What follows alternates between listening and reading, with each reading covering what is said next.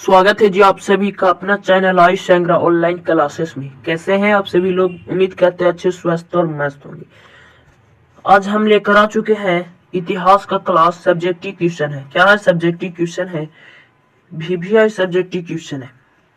आप मान सकते हैं इसको VVI। जल्दी से आप लोग शेयर कर दीजिए अपने दोस्तों साथियों में। जो नए हैं वो चैनल को सब्सक्राइब कर दीजिए। इतिहास का लेकर आ चुके हैं सब्जेक्टिव क्वेश्चन। जल्दी से शेयर कर दीजिए अपने दोस्तों साथियों में।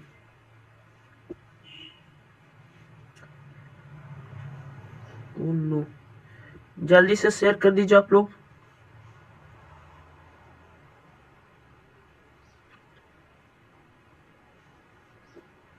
शेयर कर दीजिए आप लोग थोड़ा जल्दी से।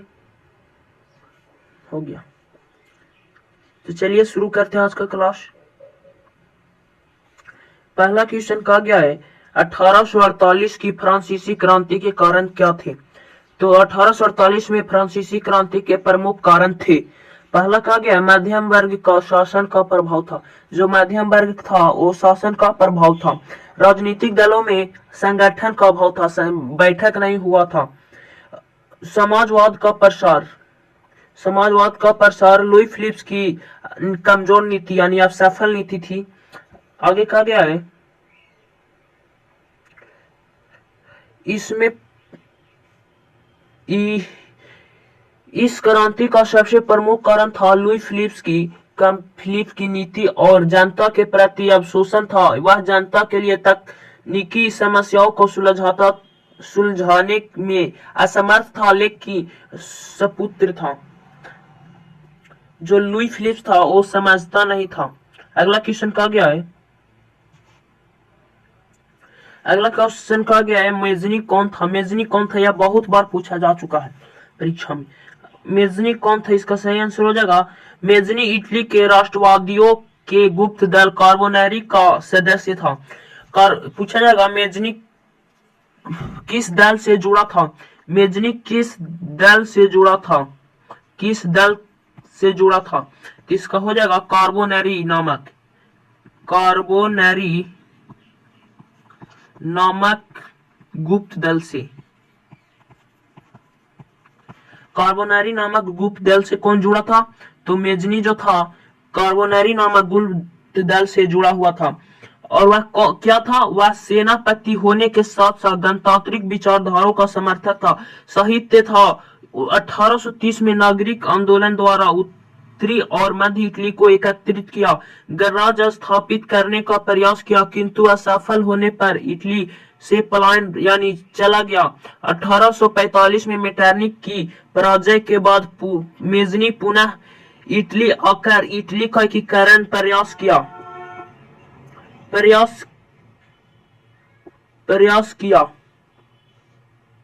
असफल होने पर प्रयास किया। कहा गया है 1835 में जो नागरिक आंदोलन हुआ, 1830 में क्या हुआ? 1830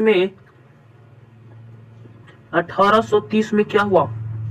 नागरिक आंदोलन। क्या हुआ? नागरिक आंदोलन, जिसमें किसकी पराजय हुई? तो मेजनी का। किसका पराजय हुआ? तो मेजनी का पराजय हुआ। कहा गया है अगला क्वेश्चन कहा गया है कह रहा गैरिबाल्डी कार्यों का चर्चा करें। गैरिबाल्डी का कार्यों का चर्चा करें। अब गैरिबाल्डी कौन था इसके बारे में जानते हैं। गैरिबाल्डी जेयूसेप गैरिबाल्डी का जन्म 1807 में नीस नामक नगर में हुआ था। कहा जाएगा गैरिबाल्डी का जन्म कब हुआ था? तो हो जाएगा जन्म कब हुआ था? तो 1807 में। कितना में? 1807 ईस्वी में। 1807 ईस्वी में गैरिबाल्डी का जन्म कब हुआ था? 1807 ईस्वी में। कहा हुआ था? नेस नगर में। अगला क्वेश्चन कहा गया वह पेशे से क्या था? अगला क्वेश्चन कहा जाएगा गैरिबाल्डी पेशे से क्या था? तो हो जाएगा नाविक। क्या था? नाविक, नाव चलाता था। अगला क्वेश्चन कहा जाएगा मेजनी के विचारधारा का समर्थक था, परंतु बाद में काउंट काबूर का प्रभाव में आकर संवैधानिक राजतंत्र का समर्थक बन गया। गैरिबाल्डी सशस्त्र की क्रांति द्वारा दक्षिण इटली प्रांतों का एकीकरण किया। कहा जाएगा दक्षिण इटली का एकीकरण किसने किया? दक्षिण इटली का एकीकरण किसने किया? तो हो जाएगा गैरिबाल्डी। कौन हो जाएगा? गैरिबाल्डी हो जाएगा। दक्षिण इटली का एकीकरण किसने किया? तो गैरिबाल्डी ने। आगे कहा गया वह गणतंत्र की स्थापना प्रयास किया, लेकिन सिसिली और नेपल्स पर आक्रमण किया। सिसिली और नेपल्स क्या है? सिसिली और नेपल्स एक क्या है? देश राज्य है। सिसिली और नेपल्स पर किसने आक्रमण किया? सिसिली और नेपल्स पर आक्रमण किसने किया? तो हो जाएगा गैरिबाल्डी ने सिसिली और नेपल्स पर क्या किया? आक्रमण किया। सिसिली और नेपल्स पर आक्रमण किया। इस प्रांतों का अधिकांश जनता बुर्बो राजवंश के निरंकुश शासक था। तंग होकर गैरिबाल्डी के समर्थक बन गई। गैरिबाल्डी यहाँ विक्टर इमैनुअल की प्रतिनिधि के रूप में सत्ता संभालने गैरिबाल्डी दक्षिण अभियान काबुल को समर्थन कर दिया। 1862 ईस्वी में गैरिबाल्डी ने रोम पर आक्रमण का योजना की। गैरिबाल्डी ने रोम पर आक्रमण की योजना बनाई। कब बनाई? गैरिबाल्डी ने रोम पर आक्रमण करने की योजना कब बनाई? तो हो जाएगा 1862 में। 1862 में रोम पर आक्रमण करने का योजना बनाई। किसने? तो गैरिबाल्डी ने। किसने बनाई? तो गैरिबाल्डी ने। अगला आगे कहा गया है काबूर ने गैरिबाल्डी की इस अभियान को विरोध करते हुए रोम की रक्षा करने के लिए पिटमोंड की सेना भेज दी। पिटमोंड की सेना किसने भेजी? तो हो जाएगा काबूर ने। किसने? काबूर ने। किसकी रक्षा करने के लिए? तो रोम की रक्षा करने के लिए काबूर ने रोम की रक्षा करने के लिए पिटमोंड की कहाँ की सेना भेज दी?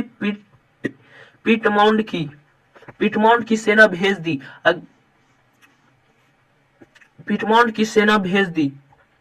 आगे कहा गया है गैरिबाल्डी विक्टर इमैनुअल सौंप दिया। गैरिबाल्डी ने विक्टर इमैनुअल को सौंप दिया। किस क्षेत्र को? दक्षिण इटली जो जीता था गैरिबाल्डी वो सौंप दिया। किसको? तो सौंप दिया कौन? विक्टर इमैनुअल को। विक्टर इमैनुअल क्या था? विक्टर इमैनुअल के पद पर प्रधानमंत्री पद किसको दिया था? तो काउंट काबूर को। गैरिबाल्डी अपनी सारे संपत्ति राष्ट्र के समर्पित कर दिया। साधारण किसान बनकर जीने लगा और देशभक्ति वीरता का पहचान बना दिया। उसका उदाहरण संसार का इतिहास बहुत कम मिलता है। इस भारतीय संग्राम लिखी जाती है। अगला क्वेश्चन कहा गया है इटली और जर्मनी के एकीकरण में ऑस्ट्रिया का भूमिका क्या थी? ये बहुत बार क्वेश्चन पूछा जा चुका है। जल्दी से बताइए। इटली और जर्मनी के एकीकरण में ऑस्ट्रिया की शर्त पर हुआ था क्योंकि इटली एवं जर्मनी के प्रांत पर ऑस्ट्रिया का आधिपत्य था, यानी अधिकार था, हस्तक्षेप था। ऑस्ट्रिया को इटली और जर्मनी के बाहर करके दोनों का एकीकरण संभव था। दोनों राष्ट्रों ऑस्ट्रिया के बाहर निकालने पर विदेशी सहायक मिले। कहा गया है कि इटली और जर्मनी पर किसका आधिपत्य था? इटली और जर्मनी पर किसका आधिपत्य था? इटली और जर्मनी पर किसका आधिपत्य था? तो हो जाएगा ऑस्ट्रिया का। किसका? ऑस्ट्रिया का आधिपत्य था। किसका आधिपत्य था? ऑस्ट्रिया पर। किस देश पर? जर्मनी और इटली पर। अगला क्वेश्चन कहा गया है यहाँ अगला क्वेश्चन कहा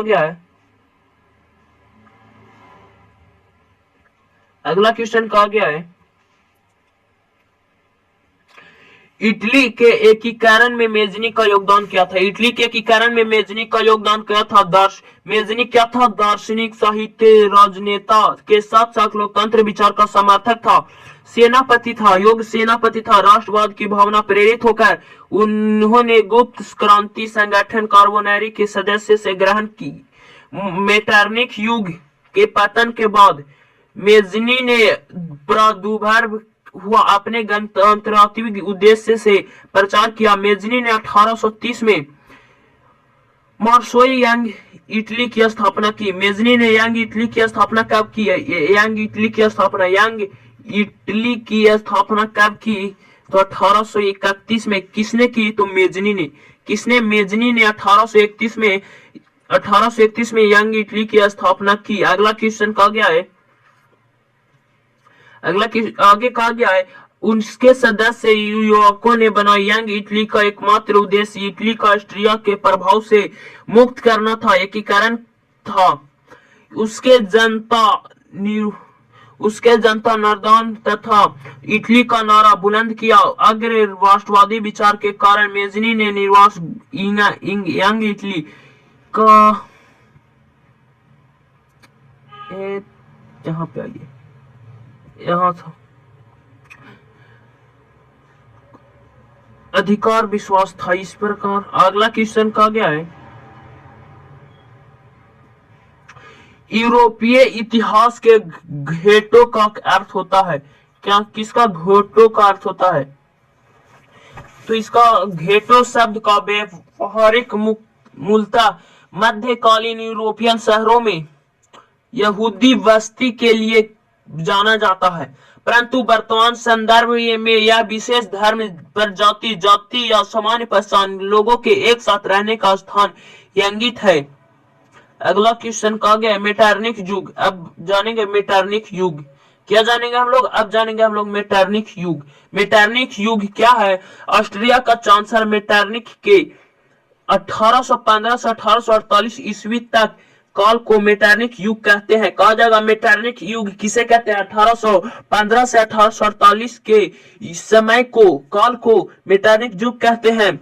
मेटरनिक निरंकुश राजतंत्र का विश्वास रखता था। किसमें? निरंकुश शासन में, यानी उसका कोई अंकुश ना हो, सिर्फ वही राजा बन सकता है। क्रांति के घोर विरोध था, वह क्रांति के घोर विरोध था मेटरनिक। वह क्रांति को कट्टर शत्रु तथा क्रांति विरोध भावना से समर्थक था। वह राजा देवी अधिकार का विश्वास रखता था। वह अपना ही नेता का विश्वास रखता था और कोई नेता नहीं बन सकता था, वह स्वयं नेता बन सकता था, वह उस पर विश्वास रखता था। अब कहा गया है राष्ट्रवाद क्या है? अब जानेंगे हम लोग राष्ट्रवाद क्या है। राष्ट्र के प्रति प्रेम राष्ट्रवाद कहलाता है। राष्ट्र के प्रति प्रेम क्या कहलाता है? देश के प्रति प्रेम। लिखेंगे देश के प्रति प्रेम, देश के प्रति प्रेम राष्ट्रवाद कहलाता है। क्या कहलाता है? राष्ट्रवाद। किसके प्रति प्रेम? देश के प्रति प्रेम राष्ट्रवाद कहलाता है। यही लिखा गया है। अगला क्वेश्चन कहा गया 9 में, जर्मनी के एकीकरण में बाधाएं क्या थी? कहा गया है, यह बहुत वीवीआई क्वेश्चन है, लाए हैं हम लोग। इसका नोट्स अगर लेना चाहते हैं तो लिंक डिस्क्रिप्शन में दिया गया व्हाट्सएप ग्रुप और व्हाट्सएप चैनल का, वहां पर आप जाकर ज्वाइन हो सकते हैं। वहां पे आपका सभी क्लास, सभी विषय का नोट्स दिया जा रहा है। जर्मनी के एकीकरण में प्रमुख बाधाएं लगभग 300 छोटे बड़े राज्यों में विभक्त था। जर्मनी कितने राज्यों में विभक्त था? 300 छोटे बड़े राज्यों में।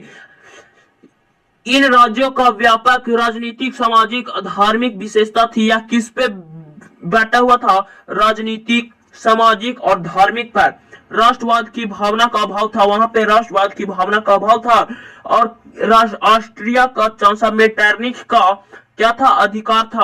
ऑस्ट्रिया का अधिकार था। मेटरनिक की प्रतिक्रियावादी नीति थी। उनकी क्या थी? उसकी नीति थी। किसकी नीति थी? तो मेटरनिक का नीति था, वहां पे उसका नियम कानून था। आगे कहा गया है अगला क्वेश्चन में 10वां क्वेश्चन, आज हम लोग 10 ही क्वेश्चन करेंगे। कहा गया यूरोप में राष्ट्रवाद को फैलने पर नेपोलियन बोनापार्ट किस प्रकार सहायक हुआ? तो जानेंगे नेपोलियन के समय इटली के जर्मनी का मात्र भौगोलिक अभिव्यक्त थे। नेपोलियन ने अनजाने में इटली और जर्मनी के विभाजित प्रांतों का एकीकरण कर दिया। क्या कर दिया? जो नेपोलियन बोनापार्ट था, जर्मनी के छोटे छोटे विभाजित राज्य को एकीकरण कर दिया, यानी मिला दिया। दोनों राज्यों को संगठित राजनीतिक रूप में देने का प्रयास किया। दोनों देशों के राष्ट्रीयता की भावना जागृत हुई। नेपोलियन ने समानता एवं भ्रातृत्व के आधार पर नवीन समाज का निर्माण कर दिया। क्या कर दिया? समाज का निर्माण कर दिया। उसने अपने नीचे दिखाने के लिए कोशिश करते थे, प्रत्यक्ष युद्ध कभी नहीं हो सकता था।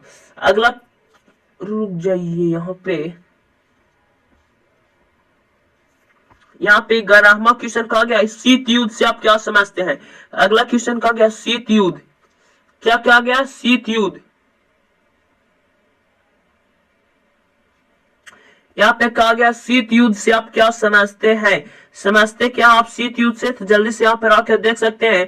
शीत युद्ध द्वितीय विश्व युद्ध के पश्चात पूंजीवादी राष्ट्र अमेरिका एवं समाजवादी राष्ट्र रूस के बीच प्रत्यक्ष रूप से युद्ध न होकर वाद विवाद यानी बाल बात से ही हो द्वारा एक दूसरे के नीचे दिखाने के लिए कोशिश किया गया। प्रत्यक्ष रूप से युद्ध नहीं हो सकता। कहा गया है शीत युद्ध किन दो देशों के बीच हुआ था। शीत युद्ध किन दो देशों के बीच हुआ था? तो पहला हो जाएगा अमेरिका और हो जाएगा रूस। किसके बीच? रूस के बीच। अमेरिका और रूस के बीच। इस दोनों में द्वितीय विश्व युद्ध के दौरान हुआ था। किस युद्ध के दौरान? द्वितीय विश्व युद्ध के दौरान। द्वितीय विश्व युद्ध के दौरान हुआ था। द्वितीय विश्व युद्ध के दौरान हुआ था। इसमें क्या हथियार से लड़ा गया था या बात से लड़ा गया था? या बात से लड़ा गया था। क्या से? बात से, कि हम तुमसे ऊंचा रहेंगे, ऊपर होता हम तुमसे नीचा रहेंगे। तो चलिए, यहां तक हम लोग देख चुके हैं। कल हम लोग देखेंगे 12 से फ्रांस में जुलाई 1830 की क्रांति। इसका नोट्स आपको मिल जाएगा और लिंक डिस्क्रिप्शन में दिया गया व्हाट्सएप ग्रुप पर, और व्हाट्सएप चैनल का भी लिंक दिया गया, वहां पर आप ज्वाइन हो जाइए। जब क्लास होता है वहां पे आपका इंफॉर्मेशन मिलता है। अगर इसका नोट चाहिए तो लिंक डिस्क्रिप्शन में देगा, वहां पर आप ज्वाइन हो जाइए। जो नए हैं वो चैनल को सब्सक्राइब कर दीजिए। आज इतना ही जानेंगे। बताइए आप लोगों का यह क्लास कैसा लगा। कमेंट जरूर में बताइएगा कि आप लोगों का क्लास यह कैसा लगा।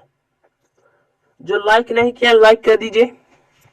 मिलेंगे इसी प्रकार को वीडियो देखने के लिए जुड़े रहे हमारे साथ आयुष संग्रह ऑनलाइन क्लासेस के साथ। मिलेंगे नेक्स्ट वीडियो में इसी प्रकार के। तब तक के लिए हंसते रहिए, मुस्कुराते रहिए। टेक केयर, बाय बाय, जय हिंद, वंदे मातरम।